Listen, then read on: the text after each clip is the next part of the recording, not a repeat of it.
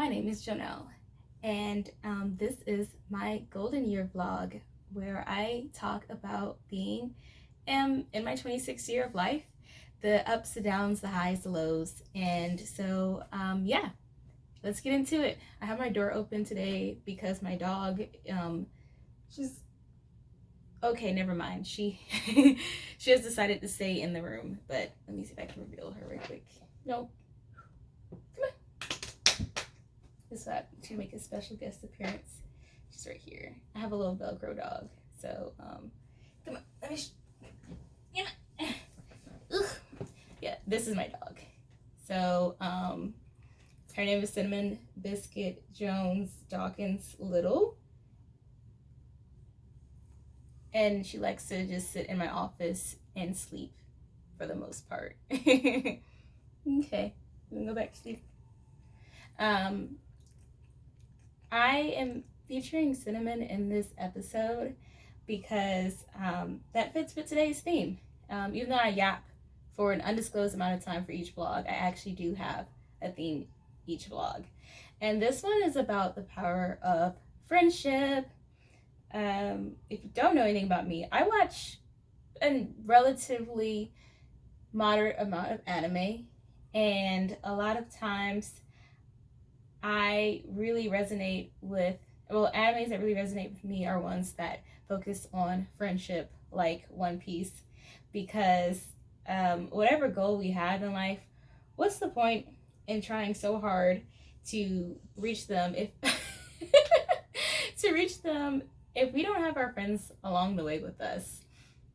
And even though Cinnamon somewhat likes me, I consider her my friend, and she has helped me on my journey. I know last week I was fresh-faced from crying, and I looked gorgeous. Like, I don't know why I look so beautiful when I cry. Do you want to come up? I have a very awkward seat, so I don't think she's gonna sit up. Okay, come on. She's gonna jump right back off. But the reason why I am talking about friendship powering me through, because I have cried a lot this month. I'm still crying. I'm crying so every day. But what has made this time so much easier is the time that I've spent with friends to just get through this. I've been very stressed. I still am stressed. I wish this was like a level of a video game where you beat the final boss and it's over. What I'm learning is that's not how life works. The boss comes back multiple times. And for me, I am learning that, you don't have to fight the boss right away. Another example of that is Dragon Quest. Bye, girl. See, look. Oops. Let me just reveal. This is her on her little thingy. She's going to curl up in a minute. But you don't have to beat the final boss right away. In Dragon Quest, there's literally this disaster that's happening, and you can sort of just travel the world a little bit and get some more things and make your swords, and then you go and you fight the big boss, but you don't have to do it immediately. And that is what I'm learning right now, is I don't have to have the answers immediately for this problem that I'm dealing with, because also I'm an Aries. I'm impulsive, I'm fiery, I love to just tackle the problem head on. And sometimes that just involves me reflecting and thinking gosh, maybe there's multiple answers to this question, and they won't all have the same results, but at the end of the day, I can still live with that.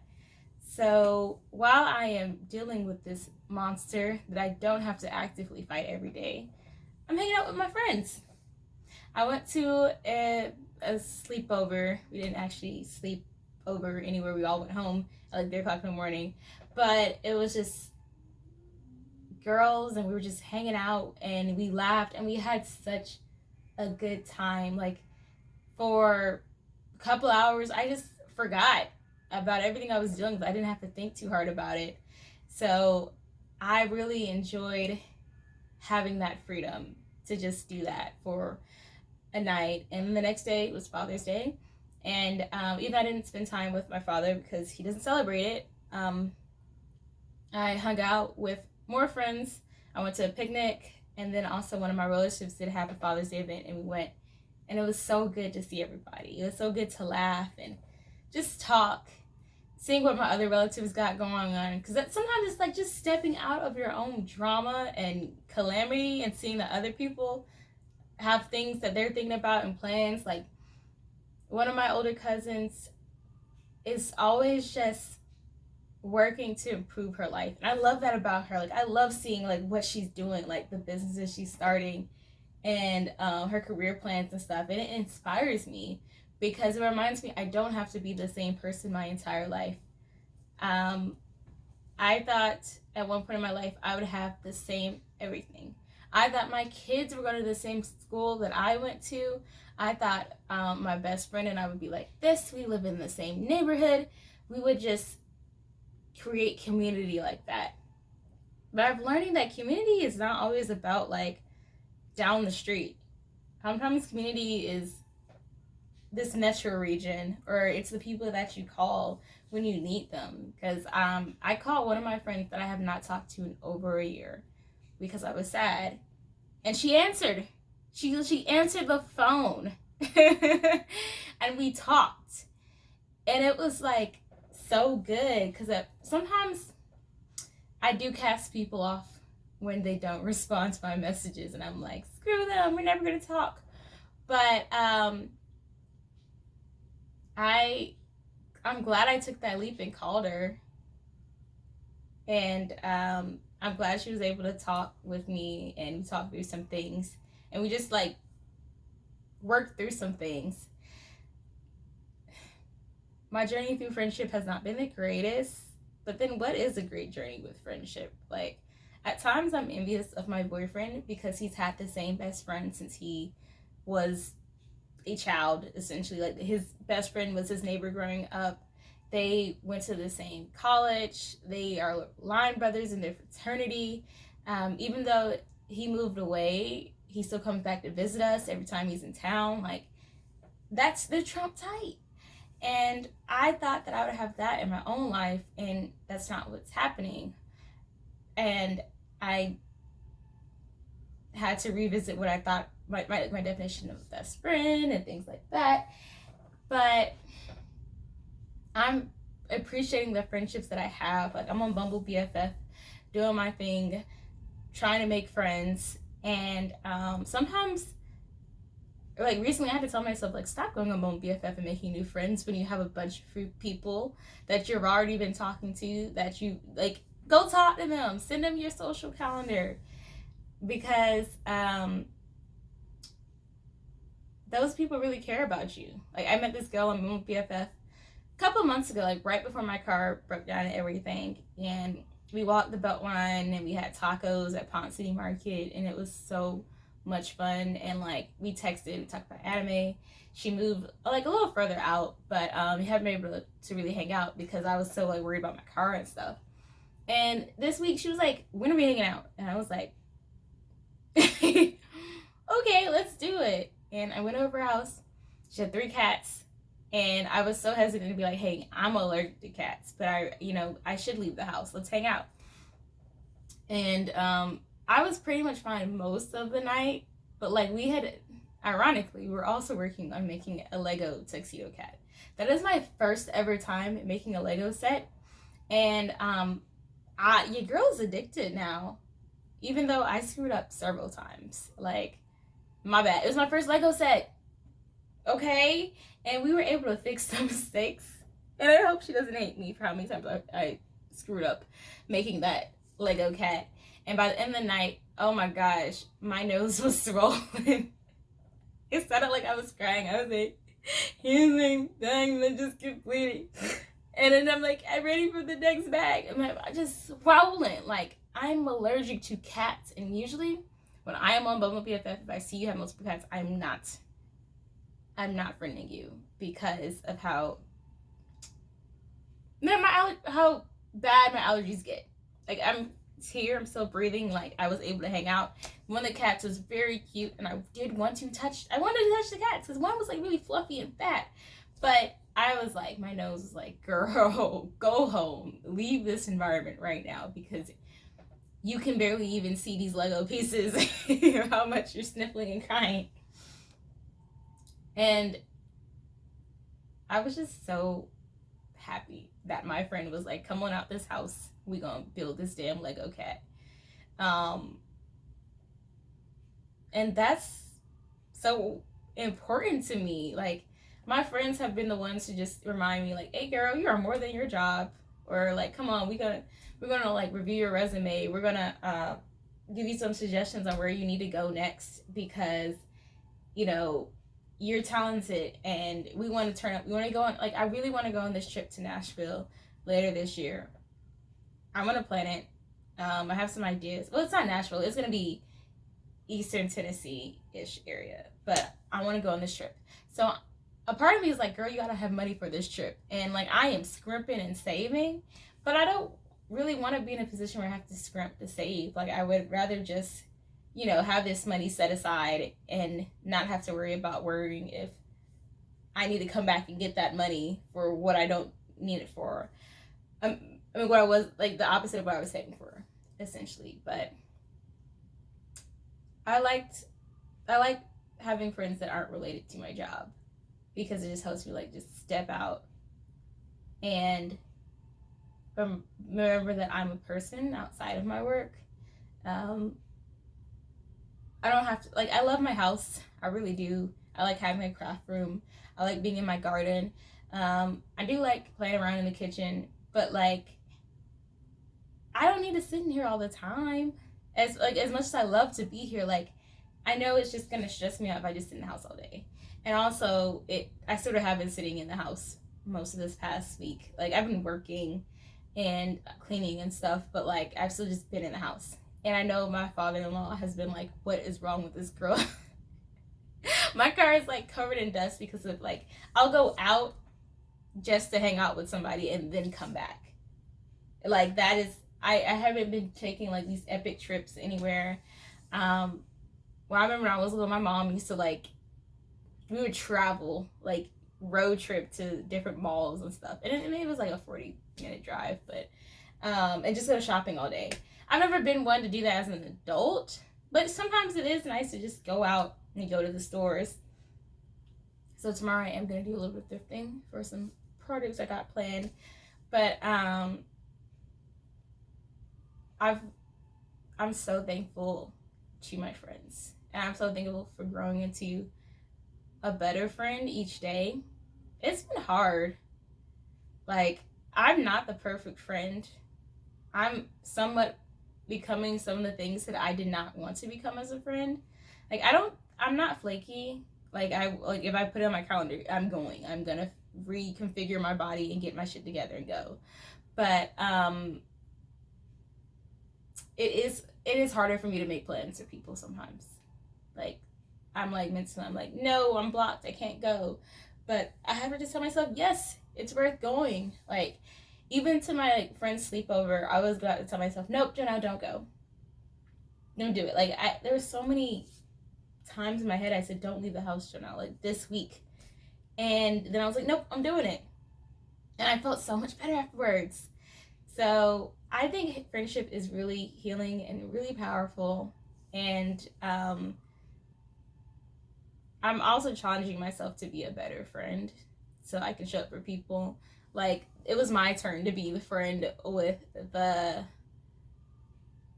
issues. Usually I'm like, I'm not the friend with the issues, but I am this time. I am not the strong friend right now. And people have been rallying around me and supporting me, and it's been so amazing to just have these friends to be like, hey, Jonelle, we got you.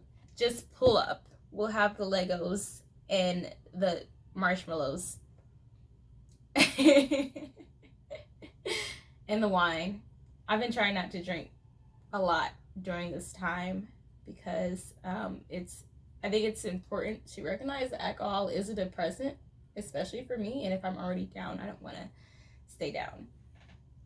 So I've been thugging most of this out sober, which is great. Like, I like to be able to sit in my true feelings and not feel like altered or whatever, because I'm like, I'm here.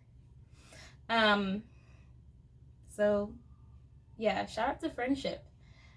I actually have 2 more things I would like to talk about in this vlog, and then I'm gonna like log off. But also, I just want to reveal this is her sleeping. She's looking at a little ball, Okay.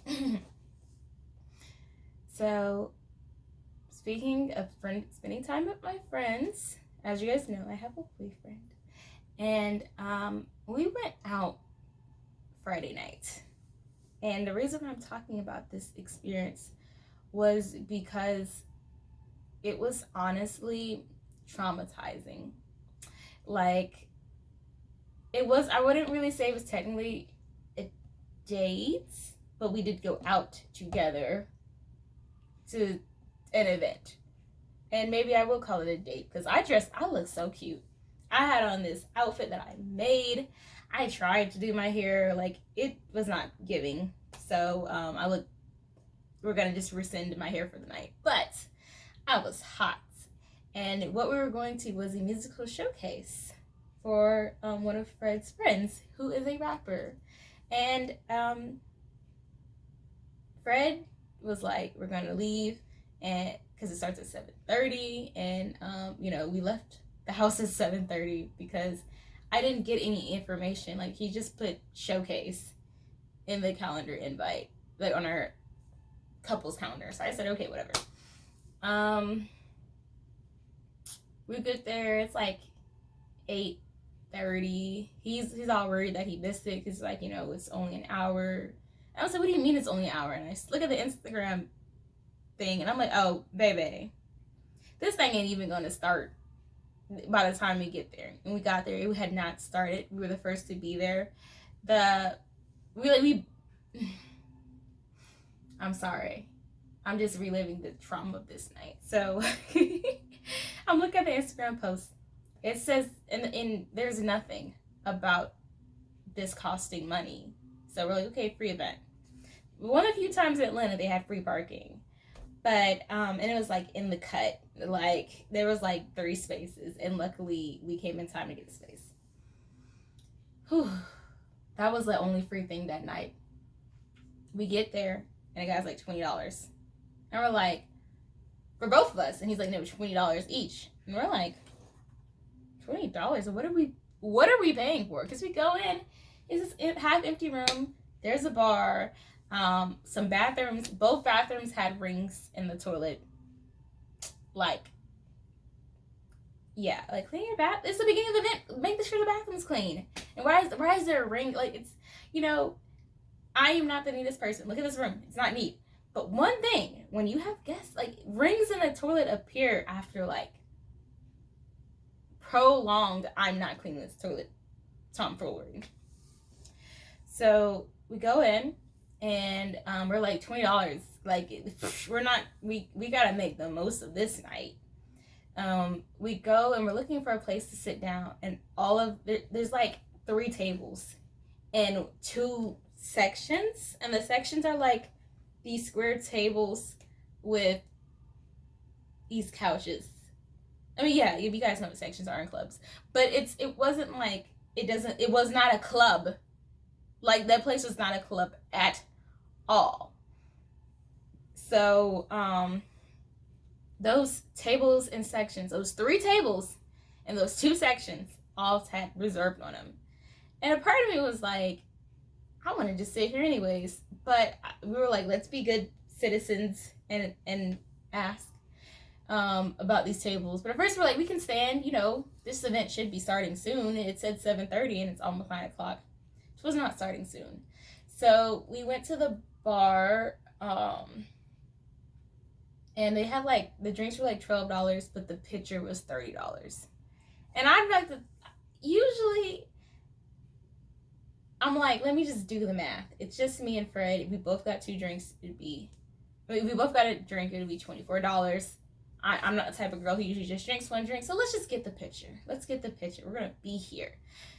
They did not give me the pitcher in a regular container. Like, they didn't give me in a pitcher with a handle.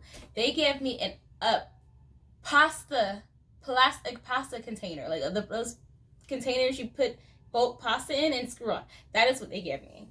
And I'm sitting like, how am I supposed to carry this through the venue? Like, I had to carry it under my arm after I screwed the top on.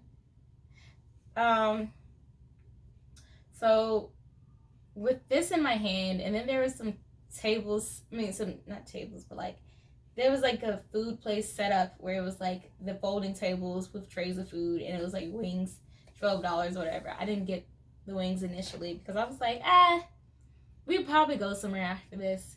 So we went to the front and was like, hey man, how much are these tables? He said the tables were $100. And then he was like, well, since you bought a picture, I'm gonna take $30 off your table, so it'd be $70. And then I was like, can you shut up? You're making me pay $70 to sit at a high top table? Like, stop. Y'all only have 3 tables. What? So Fred and I, we sat outside the venue. Like, there was like these like mounds covered in fake grass that was like on the patio of the event, because it wasn't starting. So we sat there sipping drinks. Fred's friend comes, we talk to him, he tells me his life story. Very interesting. I was enthralled, but I do that a lot when I meet new people. I just get them to open up about their life, and I'm locked in for like 30 minutes. And then we're sitting outside, we're sipping halfway through the picture, and they're like, okay, everybody's gotta come inside because we're about to start the showcase. I'm like, okay, fine, we start the showcase. And I could tell people who were featured acts because they had an orange wristband. 90% of everybody in that space had an orange wristband. And I'm like, oh, this is about to be a long night. Because it's like 9:30. Yeah, it's 9:30. And our friend, he said he's number 17 in the showcase. So I was like, okay. Number 17 times 3-ish minutes for songs. It will probably be about an hour-ish before he goes on. That's fine. We still have this pitcher of drink. Another friend has joined us, so now we can split this pitcher 3 ways. And I probably get about 6 drinks personally out of that pitcher. And I don't really feel it until, they start playing the music and I just start, vibing. Like, people are looking at me like, yeah, she's a vibe, because I'm just shaking. Like, I got on this cute skirt. I feel good. I'm throwing it back. Like, I'm dancing.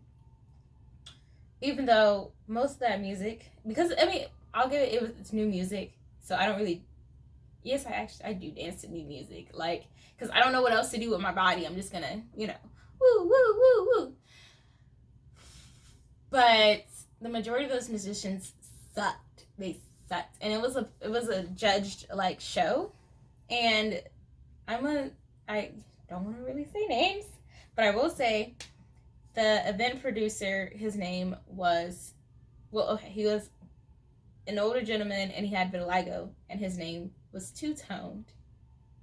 And I was like, oh my God, that's very creative, but oh my gosh, what type of event is this?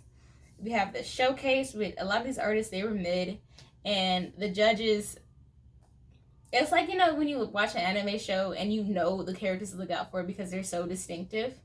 Or like, it seems like anime judges are always like the most flamboyantly designed characters in the room. That's exactly how those judges were designed. I was like, okay, this is the type of event this is. And I didn't get to hear any of the judges' feedback, which I would have actually been intrigued to know, like, what was going on in these judges' heads when they had to listen to these artists perform these terrible songs. Like, some people, I was like, what are you saying? And then what I didn't like was the majority of the people who performed at the beginning were men. And then the majority that performed at the end of the night were women. And the women, like, I feel like women rappers and entertainers always have to go harder than men because they have more to prove, especially if they're not trying to be sexualized with their music. Even though all the women who performed, they were like on like the sexier stripper side. But that's the only way I can describe it. Like, it was like, this is stripper music. And some people were really good. Like I was really impressed by some people, but other people, I was like, please turn this off. And it was like this is the majority of the people were bad. The majority of people, I'm like, oh, okay. So as the night ends, Mr. Two-Toned is all like, sections are free to people who bought drinks or whatever. And I'm sitting there like, I'm glad I didn't pay. I'm so glad I did not pay $100 at the beginning of the night for this section that would have been free a couple hours later. And then the wings, originally the wings were $6. I mean, 6 wings for $12. In the night, they sold those wings, 15 wings for $10. 15 wings. And so I was like, okay, you know what? Let me get some of these wings.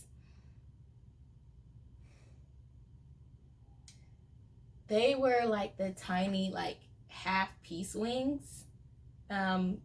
It's I want to call them the scammer wings, because there's levels in Atlanta.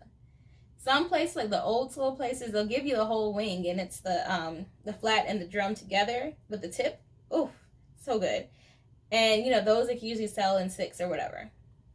Then what we're most famously known for in Atlanta are, you know, you get the flat and the drum, and you get 10 of those and mix them, and then you pay extra if you want all flat or all drums. Then there are these restaurants that automatically end up on my shit list that I will never, ever, ever patronize again. When they sell those little baby pinky wings, that there's not even meat on the entire bone. It's just meat like on half the bone, and it's the size of my pinky. Those places I never go back to. Or if I see that on their menu, I am not patronizing them. I am not getting my black dollar. This is on those places. And like I should have looked at Fred's wings before I bought mine, because I was like, ain't no way you tried to sell 6. It looked like nuggets on a stick. Okay, that's how small and meatless these wings were, and I was very upset that this woman thought she can get away with selling those. And I am so glad I don't know her actual business name, because she hands me half a to-go box. Like the to-go box top is ripped off, and she has just 15 of these pinky wings in there. And I'm like, hi, where's the top of this to-go box? And she's like, oh, sorry. And she just goes and grabs the other top half and hands it back to me. I can't close this to-go box because you ripped it and destroyed the original design. Like, even if you put the top of the to-go box in the little slits or whatever, it's not gonna close. It's gonna hang open. And when you do that, the heat escapes, the wings dry out if you put it in the refrigerator. It's like, why would you do that? Why would you do that? I was very upset, as you can see. And I am a wing connoisseur, and there are some things I just can't accept. And the way that night went was unacceptable. Unacceptable that you did not talk about the price on the Instagram, that it was $20 per person where I could even sit down in this venue. And trust me, that venue was not packed out. It was not standing room only. They could have put 30 or 40 chairs in there, and half of them would have been empty. And we left, it was probably about 1 o'clock. All the performers had not performed yet, but all the performers were obligated to stay because they had to stay until the end so they can get judged. And then after they got judged, if they won, they'd get free studio time, and they also get invited back to an event to perform the next day.